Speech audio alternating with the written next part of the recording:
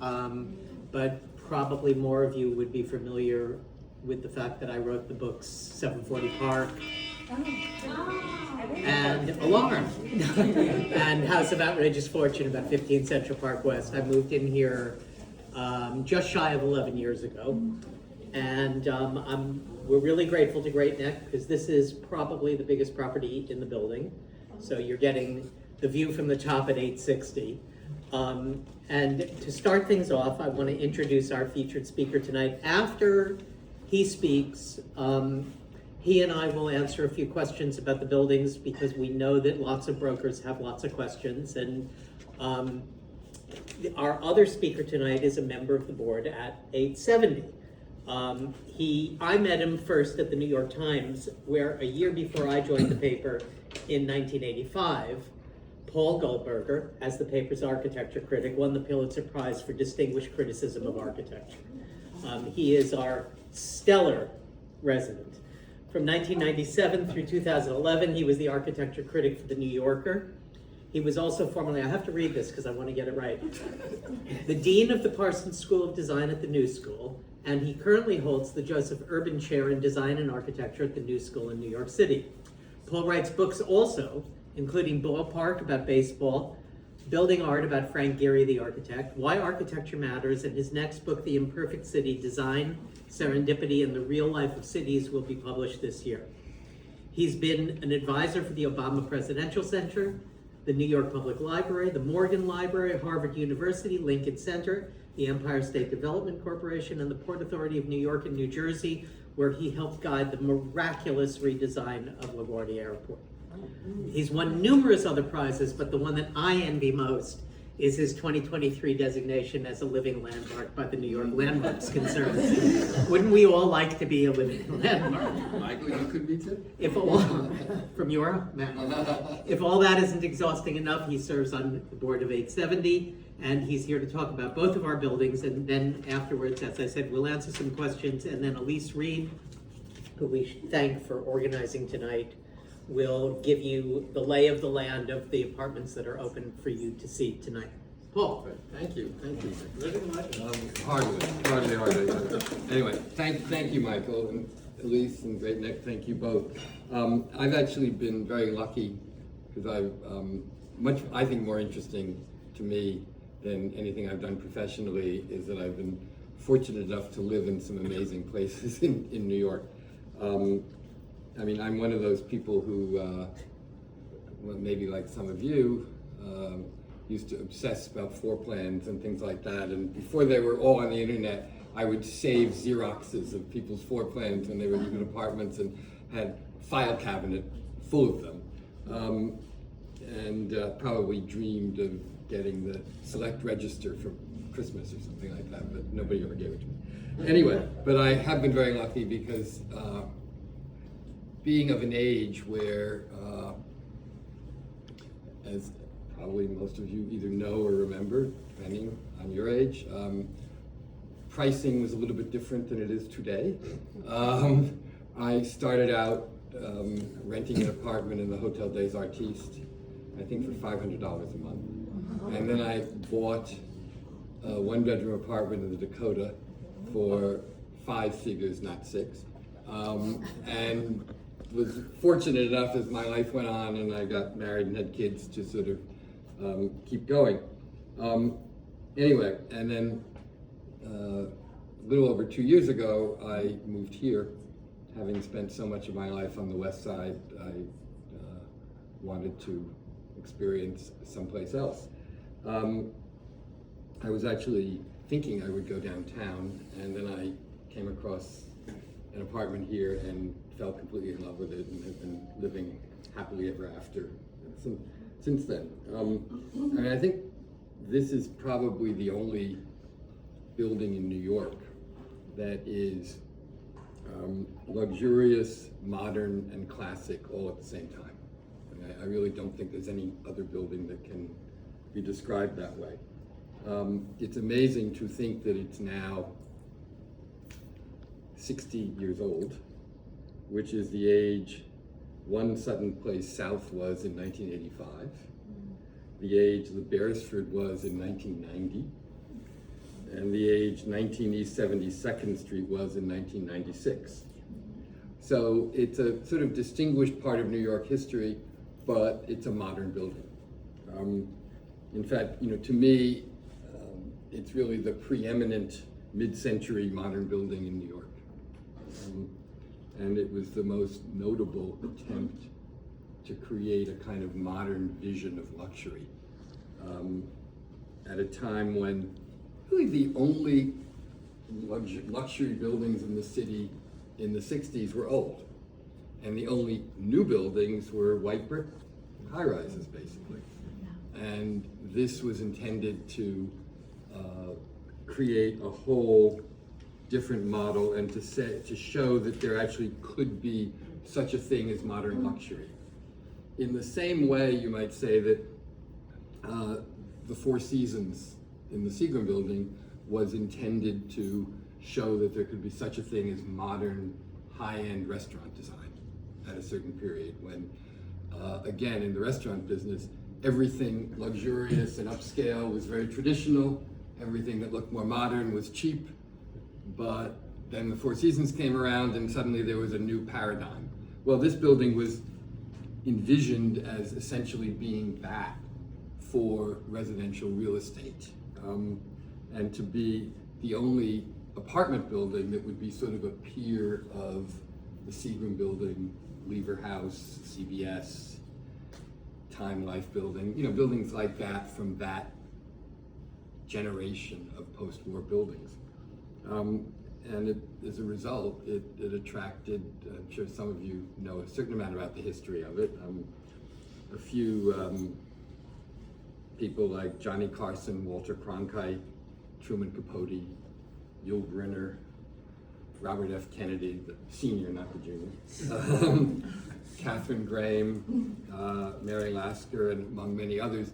And it was really in 1966 and for several years after, it was kind of that decade and the 70s equivalent of Billionaires Row, really. It was the hot new place that everybody wanted to be in.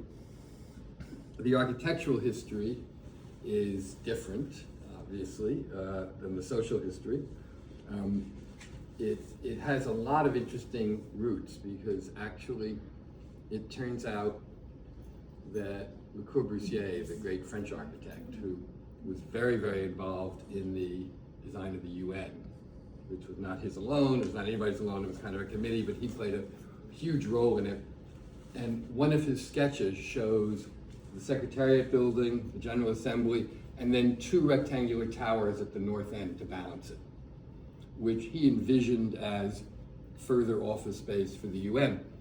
Those were never actually built, and in fact, at the time that he drew that, this parcel was not part of the UN, never was part of the UN, which stops at 48th Street.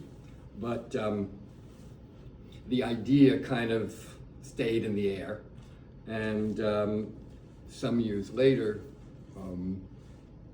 William Zeckendorf, who was very involved, of course, in a lot of things, including the UN, began to conceive of a project. Zeckendorf also quite famously went bankrupt, I think maybe multiple times. This was taken over by Alcoa, which actually built the buildings, and designed by Harrison and Abramowitz, who were also very, very important parts of New York post-war architectural life. They did a lot of the work on Lincoln Center, Empire State Plaza in Albany, other things. But the real genesis of this building, of course, is actually not any of those architects, but Mies van der Rohe, who, the great German architect who lived most of the last half of his life in Chicago, but designed the Seagram building in New York, and was really the great master of the glass building.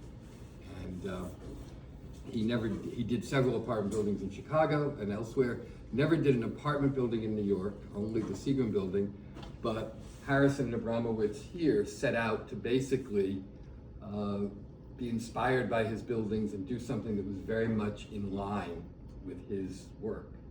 And so I think of this building as kind of the closest we will ever have in New York to living in one of those classic Mies van der Rohe buildings that they have in Chicago. However, it has some qualities that even those don't have. Chicago, the most famous is a pair that actually have the addresses 860 and 880 Lakeshore Drive in Chicago. But they are two identical towers, as this is two identical towers, but they're not joined by a big central lobby the way this is. And this one is a lot more fun in a certain way, because there is something about Harrison Abramowitz that was very exuberant, and they tried to kind of merge Mies van der Rohe's propriety with a kind of exuberant feeling as you walk into this lobby, you can see. When I was looking at this apartment, I asked one of my sons who lives in Brooklyn to come and have a look and to see if I was crazy or not to do this. And he'd never been in the building before, and he walked into the lobby and said, "Oh, it's so Mad Men." And it is. I mean, in a way, I think the lobby of this building is the ultimate Mad Men stage set, really. But the other thing I want to say about the building, and then Michael and I can together, answer some questions, is that the floor plans, while they may not be quite the floor plans of Rosario Candela or Emery Roth from 1929 or something, they are so much better than almost any other post-war ones. There are decent-sized bedrooms. There are foyers and circulation space, all the things that seem to have disappeared even at the highest end in the last few years. I mean, this is an apartment that has been obviously very thoroughly and carefully renovated, but even the ones in original condition are so different from the standard thing you find, say, in a 1960s building on 2nd Avenue. I find there's no comparison. There's just much nicer space. It's all solider. The windows, I love the way the windows don't go all the way down to the floor, as they do in a lot of newer buildings. You can sit like this, but also just psychologically, it's kind of nicer to have that. And the other thing that is maybe the most extraordinary thing of all is it's one of the very few sites anywhere in Manhattan in which you can be pretty confident that nobody is ever going to put up a building like that. And so that is, Anyway, I mean, those are just some sort of opening thoughts, but maybe Michael and I, we can sort of talk together and answer some questions and kind of build on those initially. I would add to what part in which William Zeckendorf midwifes the purchase of the slaughterhouses that became the UN. Yes. And it's done on a cocktail napkin in the bar in a building that Zeckendorf owned. And so Zeckendorf was really, it was paid for by the Rockefellers. Zeckendorf was the deal maker. And so Zeckendorf was involved in this larger project from before it even existed, which is kind of extraordinary. That's exactly right, yes. So I know, because we've all heard that there are, things that brokers want to know about these buildings, and I think you should feel free to ask us anything. Don't hold back. If you have any questions, please. Right. Someone always has to be the first. Yes. So I have an exclusive at 870, in 860 only once before. Is there anything that differentiates the two buildings? Architecturally, no. And if in a rational, sane, normal world, they would be one building. Because they are one building, actually. I mean, they are one physical structure. They have a common lobby, and they share most staff. They have a common, mechanical systems, everything else. I once said to somebody, it's sort of like they're Siamese twins. They're like connected, they can't be separated, but they sort of, but for some reason, historically, it was set up this way. And I've never heard a convincing story. Like people have said, "Oh, it's because one was finished No. first." This one, But yeah. I've seen construction. I tell people what you Yeah. told me. Well, there But- was at one Yeah. point a legal effort to try and merge the two corporations. Right, And right. they sought to have New York State declare that if they did that, it would not be a taxable event. Right. And New York State said, sorry, take your chances. But in the paperwork Right. for that lawsuit, one learns that in order to sell one one building was finished before the other one, and in order to Although start. I've seen construction photographs that don't look Look- like they were that far apart. But You this know, is finished maybe the- a little bit before, but it's not like one was up Yeah. and opening, the other way was starting. And it was completion Yeah. money that they needed, and in order to get the completion money, they had to Mm-hmm. they had to create one corporation. So they decided to bifurcate them, and Right.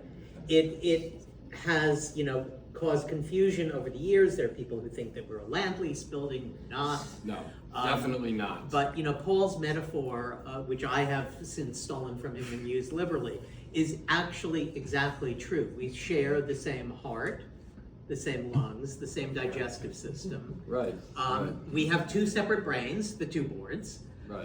And we have, there have been good and bad periods, but at the moment we're in a flowering of cooperation as, Yeah, that's I think the most important thing is that if you live in either building, I don't think it matters or impacts on things very much. The two boards now, get along, they cooperate, they do a number of things jointly. They speak to each other, it's not like the Hatfields and the. There was, apparently before I moved here, I'm told there was a bad period when it was a little bit like the Hatfields and McCoys. we did away with that. It turns out that it was the specific Hatfields and the specific McCoys that were the problem, and they were voted off the board, and then They're at the bottom of the river now. suddenly everybody decided, why were we fighting all the time? And in fact, everything's been really good since then. Is there a reputational or tonal difference between the? That's a good question. Well, of course, 870 is the superior tower. But no, there is the only tower that has apartments directly on the river is 870, of course, because of the way they're positioned. So, in that sense, some people think of it as maybe slightly more whatever. On the other hand, you have better city views here. You can see very clearly here that it's not like you're blocked from seeing the river. I mean, the view of the river is essentially the same. Is the And- positioning any different? It's a shorter walk to the bus from 8 Yeah. Not really though, because everybody goes out through the lobby. Yeah, but you have to get, well, that's true, right? Yeah, I mean, it's okay. exactly, you have to come to the center before you go out. There So- is actually a mathematical difference in that because there are more apartments at 870 that have completely unobstructed views. The share arithmetic works out slightly differently.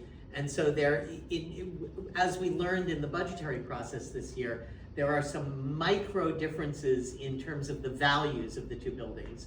Because when the shares were allocated, as you all know how co-ops are done, they take some garlic and a pig's knuckle and a wing and a twig, and they stir it all up, and somebody Right, said, right. well, 870 is worth a fraction more because it has more unobstructed views. So there's that. So Right. 870 is definitely the superior building, but 860 has much nicer people. Oh, wait a minute, Michael. Thanks a lot. The 860, does its maintenance as well? They buildings. both Yeah. did. I know that 870, that was the first maintenance increase since I've moved here. So, I mean, there's a history of very stable maintenance. It did go up this year, but in general, it's been. But what happens Yeah. if something like the lobby, something crashes, cat crashes in the lobby has to be renovated? How does that It's share? shared. It is. We've But done- is it shared half? We've and- done this quite recently. Actually, there's an 866, which is the office. Yeah, there's actually, it's more building. complicated even than Yeah. because the podium down below is, Wasn't that a condominium? It's condominium offices. it's its condominium own offices. condominium, but it's also part of a larger structure. And again, shares the same mechanical system And and all that. who sold which corporation sold the condominium office? Neither one. It was separately owned, and was an office rental. And then I think Carlisle bought it and turned it into office condominiums. But the larger entity remains part of a three-part entity, the two co-ops rather, and the office wing, which contains the garage. Who owns the garage? 866, which is the commercial part. But there's a corporation, I think it's a REIT in California, that owns the garage and the ground floor retail spaces It's as a very- condominium owner. Right. It's a Here's little the- bit. here's the more important thing. complicated. Let me jump to the important thing. Get over all of that. We recently replaced all of our chillers, which was a multi-million-dollar project. The three corporations all cooperated in doing that. Currently, And the 860 elevators, and which is- 870 are each separately replacing elevators. But as a result of that, there had to be coordination, and so 860 and 870 worked together, although 860 did its elevators and 870 did its elevators. So the guts of the building, the plant in the basement, is officially the property of 860 and 866. 860 and 870 have extensive rights. There's a 900-page agreement that spells it all out, and there has never yet So been if a there were a problem. flood in the basement, who? If Superstorm Sandy came along, the three entities would pay for it to get, and there was Right, damage. all that is specified in the agreement, which covers 900 pages, pretty much any eventuality. If you have trouble sleeping, get a copy and put it by your bed, and it will take care of any insomnia issues you could possibly have. Basically what it is Yeah. the two towers, the two corporations own air rights. Right. We don't own the land, that's the office owns the land. That's correct. Alcoa split it, and the air rights agreement is quite specific, and there are mutual easements and cross easements among the three. Yes, Yeah. exactly. That's when I fell asleep trying to read it again. That is exactly. So the correct. office condos own the land. Is that what he just said? Yes, the office building, when Alcoa did this, Alcoa was gonna go into the real estate Right. business. They also did Kips Bay. Right. Downtown, absolutely nothing like this. What they did was, they owned the land, and so the residential was given air rights. The office building, which was a rental office building, owned the land. XYZ company owned the land. But we have a So if you perpetual, buy an office condo, do you own part of the It's like land? any condominium. You have it's real property. Right. Okay. The co-op is not real property, it's interest in a corporation. As any other and co-op would. we have perpetual easements. For instance, the driveway. We have an easement in perpetuity. It's our private driveway. The lobby, we have an easement in perpetuity. And by the way, laundry the room. office wing, the office condo is accessible from a separate lobby on 48th Street. So you were never really conscious of it if you live here. There are people who live here who don't know that there's an office building. Who might think that that's just fat apartments Yeah. at the bottom or something like that, I don't know. It projects out beyond the towers, but it really, the podium, but it's entered from the other side. Yeah. You guys might not know, but my dad and I know, I grew up in 870 and we're here, there used to be a way on this side, a door that would cut through the office building. When they redid their lobby, they closed it off to us and they violated the agreement that we had of egress through there. Wow. But there was also, there were security concerns because Right, there, interesting. Saudi Arabia, Egypt, there are about 15 or 20 countries Consulates. Yeah. Consulates, yeah. in yeah. 866. And so that door created a security issue for some of them. And what we lost was easy access to the Citibank on the corner, only in its infinite wisdom, Citibank and Chase have closed all their branches. And so there is no longer Right, any right. need to pass through that. Right, there's not really much Yeah. need. But- I mean, I think the most important thing is that when living here as a shareholder, you really are not conscious of any of this stuff. I mean, day-to-day life and business operates like any other co-op. So Yeah. yeah. The maintenances though are a little bit lower at 860 than they are at 870. But that's that mathematical fraction. You know, it's, Because of unobstructed we river have, views. we have two separate, we have two separate budgets. So there's corporation 860, there's corporation 870, and then there's a third corporation into which 860 and 870 pay money that pays for the staff and all of the shared expenses. Right. And, all of this goes on without a single, again, until I was on the board, You didn't know. I was oblivious to Right, all right, of there's this. no reason, Yeah. and it all works, so. That's- it's Well, not one a. question regarding that, like you have the gym in one building, but then Club 39 in the other. Right, there could have, I suppose, been two gyms, one at the top of either one, but it makes no sense because it would be too much space. So, yeah, I think the fact that the gym is on top of 860 and it's open to everyone underscores the way that it's de facto one building, even if it's legally and technically two buildings. And another key That's point is that right. currently the club on top of 870, which is called Club 39. Club 39, there is a committee now actually run by Great Neck that is in the process of thinking about that space and how to maximize usage of it and to make it an even more attractive amenity than it already is. And that's being very generous describing it as even a moderately attractive amenity. Well, I think it's incongruous to have a golf simulator and a ping pong table that nobody seems to use, but. Actually, they have fervent fans. But I think All three of the them. bigger issue with it is that, one part of it is a party space. Now, it's one thing, in a lot of new condos where apartments are small and people like having a big shared party space. Here, this is a building in which literally every single apartment has a wonderful view and the party space has no windows. So why would anybody want to have a party there unless you wanted to punish your friends or something like that? So I happen to be a fan of the idea of turning it into a children's playroom since there are now more young families, which is really nice. And that's one thing we don't have. The other thing we don't have is a swimming pool, but you can't put that in Club 39, so it doesn't work for that. Right, we have the East River. We do have the East River, exactly. So, I do. And we have regular screenings of East End kids to encourage people to go Right. down the river. I mean, It hasn't worked. Right. Something will be figured out for that. Yeah.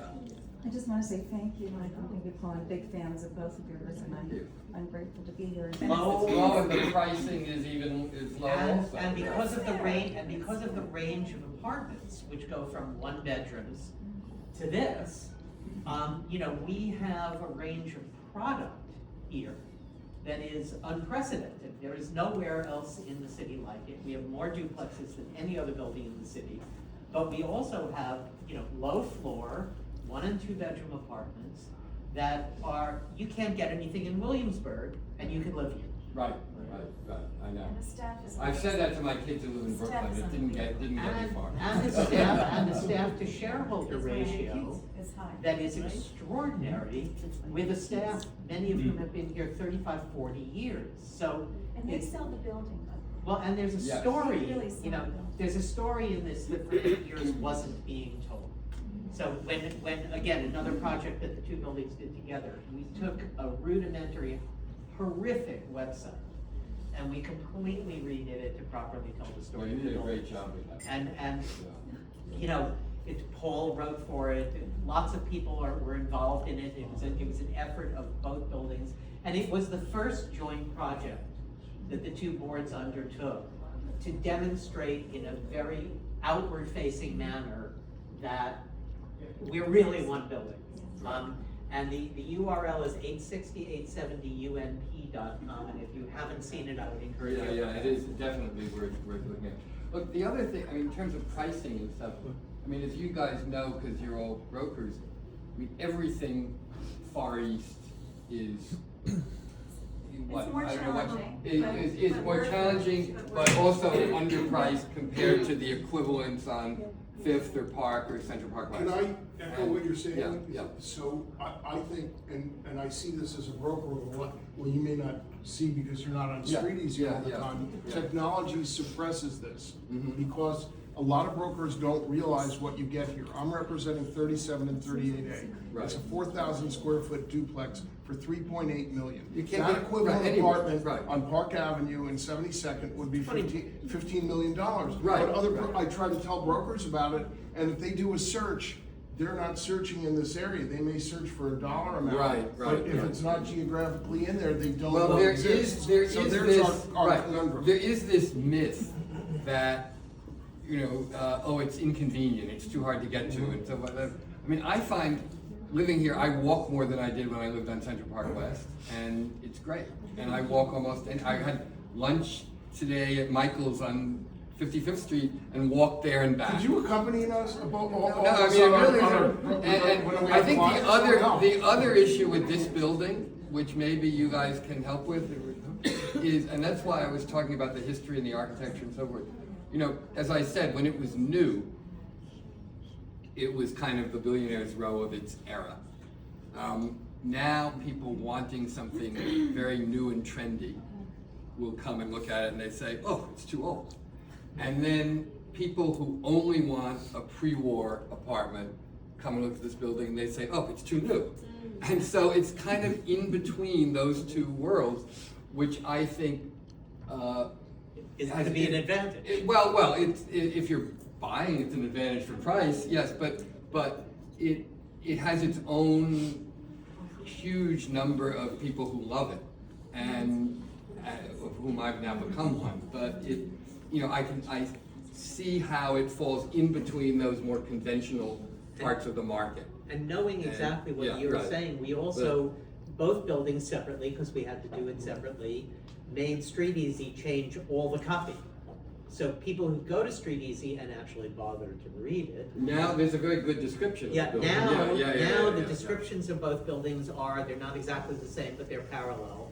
And they tout all of the things that we've been talking about here tonight. Right, exactly. Yeah. Well, I just want to say that I anecdotally know 5 different people who were like hip downtown. You said you almost moved downtown. Yeah, right. Cool Yeah, people yeah. who now have apartments in Turtle Bay, Beekman Yeah, Place, yeah, yeah. because the price is so good. They can get a Exactly. fireplace. They can feel like grown-ups. They're not 25 anymore, or whatever.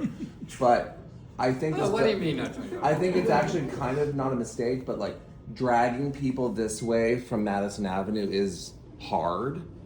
But someone who's looking at Tribeca Lofts, just telling them like, just come with me, let's come to lunch, like just come with me and look, I think is a really good strategy, because people don't think to come uptown That's when true. they think of themselves as downtown people. Right. But then they come here and they're like, oh my god, this is the same size as a loft, it's so open, it's so great, the reviews, blah blah blah blah blah. And I think that's a better like, because the people who won't leave Madison Avenue just won't leave Madison. There's also Like, that's something, just there's also reality. something absolutely unique about this particular location, which is that because we're one of the rare full block apartment houses in New York, and because we have the UN there and the river there, and frankly, the wall of Mitchell Place on the other side. And you know, nobody's going to tear down all of Beekman Place and put up some music either. So, I mean, basically, other than on the west, where I will say a certain developer a few years ago did do a certain building that has a negative impact on this building. But, you know, when I got interested in this building, one of the things the broker wanted me to see was high up in this tower, but on the one of the west corners. And it was a really nice apartment.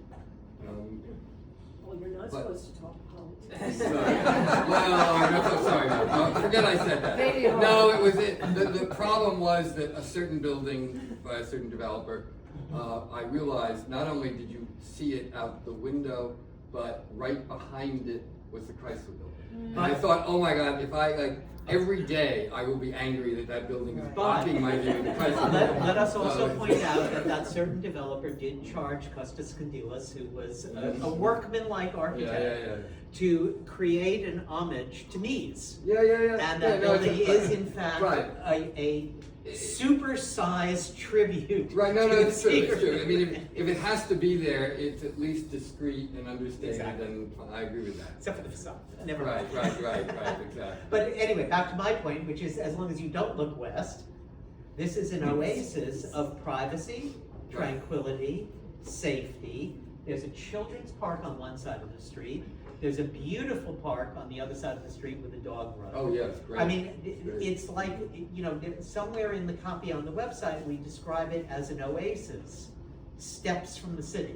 It's like a private island on Manhattan Island. It is, yeah, I feel that. I mean, I feel like,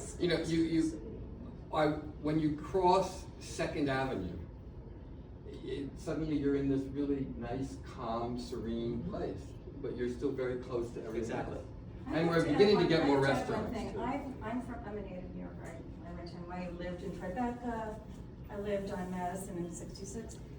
I bought in this area because I love the area, and it's actually, to me, and I don't think people realize this, it's a neighborhood. Right. You walk down the street, the shop owners recognize you and say hello. The restaurants, my son, who's in his 20s, calls it Little Paris because there's a Le Boulangerie and there's like 20 French restaurants in this 10-block radius. Yep. So I've been using that at the coffee. There's also more, Yeah. there are more, It's a nice neighborhood. there are more dry cleaners, shoe repair shops, and, Creature comforts. yeah, all the stuff that's been driven out of other parts of the city is actually Still here. And I find that kind of nice. I remember when I first moved here, I was looking for some kind of bulb or battery or something, and I went into this little shop on 1st Avenue in about 54th Street or something. Mr. Jennings. Yeah, right. And well, anyway, the guy didn't have it. He said, "Oh, I don't have that, but you know what? Go see my 3 doors up on the left. He'll have it." And I mean, when does that happen in Manhattan anymore? And on, You know? on this note, I want to introduce Elise Reed so that we can get to the point of this. Oh, right, which is right, for you which guys is to how do see you- right, 9 right. available listings in this building, some of which are extraordinarily affordable. And beautiful. The purpose tonight is for you to see apartments that are for sale, and we do have 9 available. I have a list for everyone. I have listed them for $860 from the highest floor down, because you're on 35, go up to 37, work your way down, and then go to $870, I've listed from the bottom up. And what you might want to do is, half of you may want to just go straight to $870 and go up and then come over here, so you're not all in one apartment at once. It's up to you. And how, they have like an hour now? Well, we scheduled an hour. I want you to take the time. The brokers have been advised we want you to see over a little longer because we want you to see them all. We don't want you to cherry pick and say, I only want to see 2 bedrooms, because it's worth it to pick them. And by the way, I've lived in the neighborhood for 35 years and I love it, so.